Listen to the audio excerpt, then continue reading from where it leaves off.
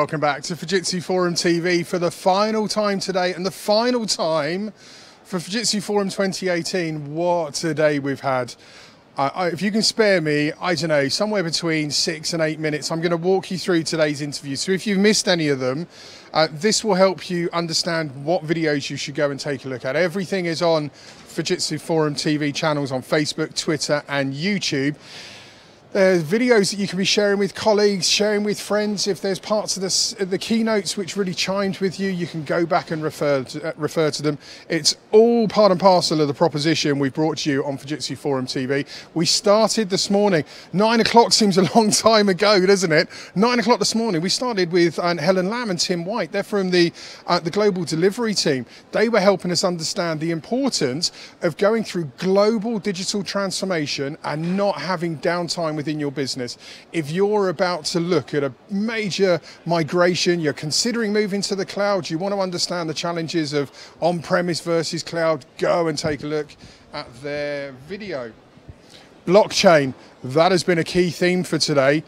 Before his keynote, Dr. Joseph Rieger popped along with Frederick de Broek. Frederick actually runs the Blockchain Center of Excellence for Fujitsu. They came and helped us understand that blockchain is no longer just cryptocurrency and finance. There's far more opportunity to it, and there's some lovely opportunity within public sector.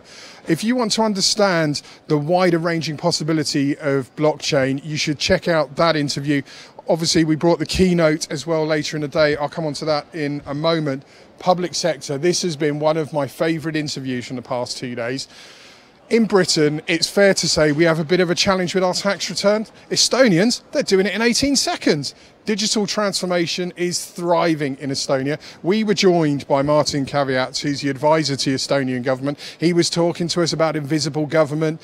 He was talking to us about how they've developed their systems so that in the future, parents, if they have children, they get an automated email telling them what their benefits are going to be, when they're going to receive monies.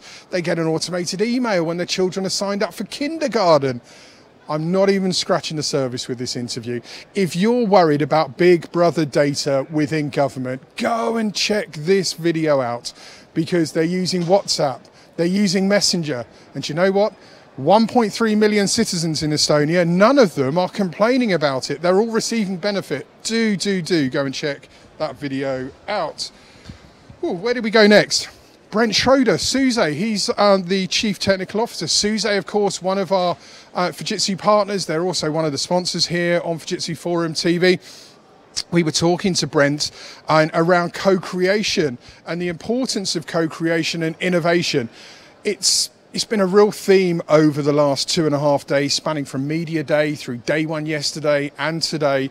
Co-creation is about innovating with technology, creativity, meeting the relevant demand by your customers, but then putting humans at the heart of everything.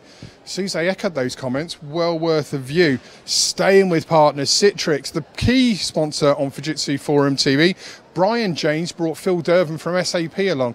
If you're thinking about making the move to the cloud, you've got 100,000 plus employees and you're worried about how your downtime might impact your existing productivity whilst you bring in the swankier technology, these guys have got your backs. They'll be talking to you about how well, it's a valid concern, but it doesn't have to be an issue. Go and check that one out.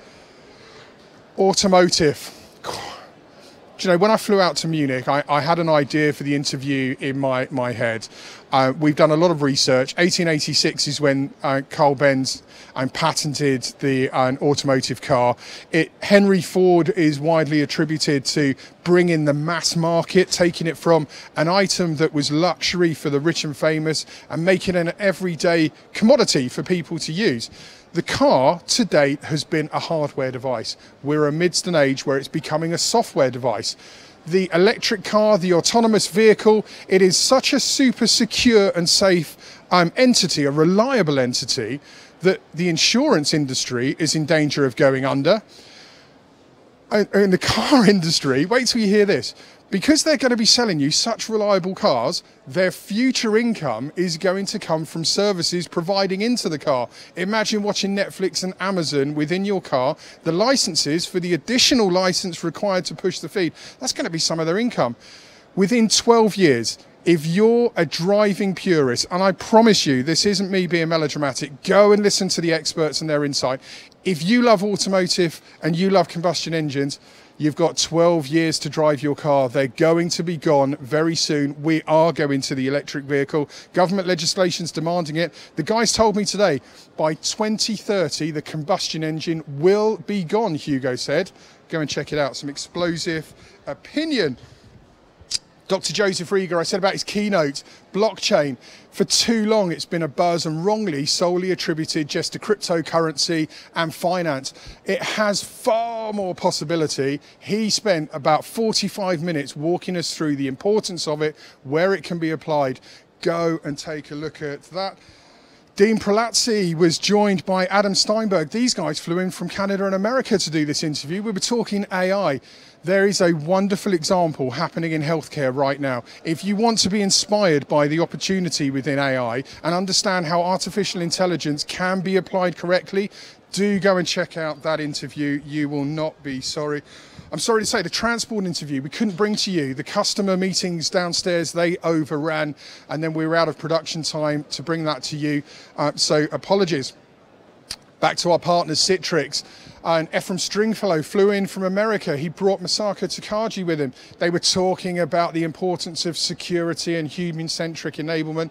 Chief sponsors of our show here, of course.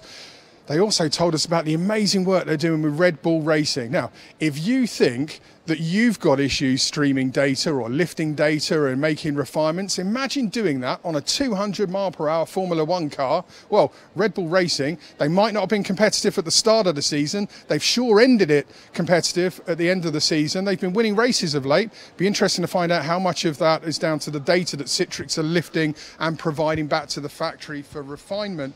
And then, of course, a few moments ago, John Swanson, security. We've been calling this out for the best part of the last 2 days. Within 2 years, 20 billion IoT devices are going to be connected to the internet. Whew, God, I'm running out of breath here. 80% of enterprise data is going to be flowing through the cloud, but today the cost of cybercrime, $600 billion.